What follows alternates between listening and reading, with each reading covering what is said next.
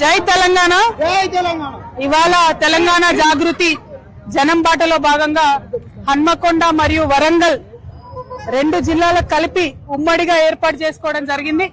మరి రెండు జిల్లాల్లో కూడా మొదటి నుండి తెలంగాణ జాగృతిలో పెద్ద ఎత్తున నాయకులు కార్యకర్తలు ఉన్నారు.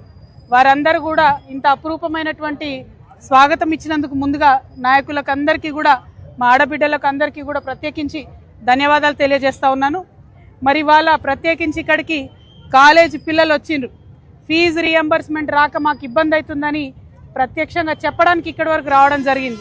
మరి మీ అందరికీ తెలుసు, ఇదివరకు నేను కౌన్సిల్లో గట్టిగా ప్రభుత్వాన్ని నిలదీస్తే ఆనాడు గౌరవ ముఖ్యమంత్రి రేవంత్ రెడ్డి గారు కౌన్సిల్లో మాట ఇచ్చిండ్రు.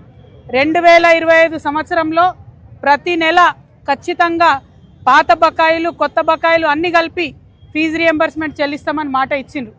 కానీ నిన్న ముఖ్యమంత్రి రేవంత్ రెడ్డి గారు మాట్లాడిన తీరు చూస్తూ ఉంటే వీధి రౌడీలు కూడా సిగ్గుపడేటట్టుగా మాట్లాడారు.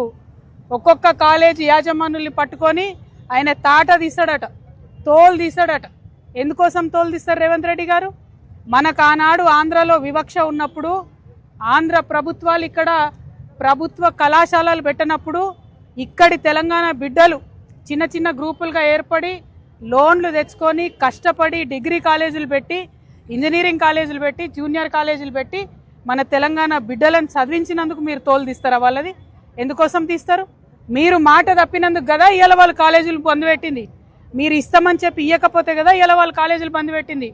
కాలేజీ యజమానులకు మేము కూడా అప్పీల్ చేసినాం, మీరు సింబాలిక్గా 1-2 days బంద్ చేయండి, పిల్లల చదువులు ఎఫెక్ట్ పడకుండా చేయండి, మీ తరఫున కొట్లాడతామని మేము కూడా అప్పీల్ చేసినాం. కాకపోతే వాళ్ళు కడుపు మండి ఉన్నారు, నడపలేనటువంటి పరిస్థితిలో ఉన్నారు, పేద పరిస్థితిలో ఉన్నారు. మరి మీరు కాంట్రాక్టర్లకు పైసలు ఇస్తారు ఎట్లా, కాలేజీలకు పైసలు ఇయ్యారు ఎందుకు? అవి పక్కన పెట్టుకొని మీ తప్పులు పక్కన పెట్టి మీ తప్పులు దాచిపెట్టి కాలేజీ వాళ్ళ మీద మీరు నిన్న చేసినటువంటి వీరంగం అన్నది తప్పు. దీన్ని మేము తీవ్రంగా ఖండిస్తూ ఉన్నాం.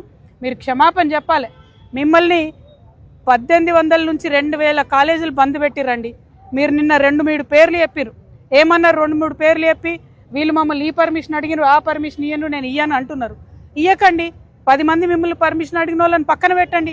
మిగతా 100లాది కాలేజీలు ఏం చేసినాయి మిమ్మల్ని? మిగతా 100లాది కాలేజీలో చదువుతున్న పిల్లలు ఏమైపోవాలా?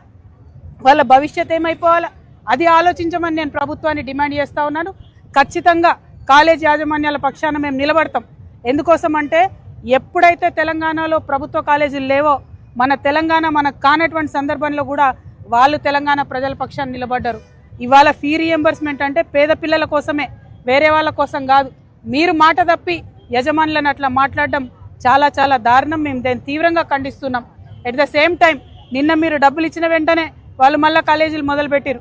మేము కాలేజీ యాజమాన్యాలను కూడా రిక్వెస్ట్ చేస్తూ ఉన్నాం, ఏదైతే టైం పోయిందో పిల్లలకు సరిగ్గా దయచేసి చదువు చెప్పండి, పిల్లల మీద వివక్ష చూపించకండి. అవసరం అనుకుంటే మీ పక్షాన మేము పోరాటం చేస్తాం. అదేవిధంగా ఇవాళ వరంగల్లో, ఉమ్మడి వరంగల్ హన్మకొండ జిల్లాల్లో అనేకమైన సమస్యలు ఉన్నాయి. ఈ 2 రోజులు మేము ఇక్కడే ఉండబోతా ఉన్నాం. జాగృతి జనం బాట పేరుతోని అన్ని నియోజకవర్గాలు 5 నియోజకవర్గాలని కూడా తిరిగి పరిశీలన చేస్తాం. ఇక్కడ ఉండేటటువంటి సమస్యల మీద ప్రభుత్వం యొక్క దృష్టిని ఆకర్షించి వాటిని పరిష్కరించడానికి మా వంతు ప్రయత్నం చేస్తాం. అనేకమైన విషయాలు ఉన్నాయి. అవన్నీ కూడా 2 రోజుల పర్యటనలో పత్రికా మిత్రులందరితో కూడా షేర్ చేసుకుంటాం.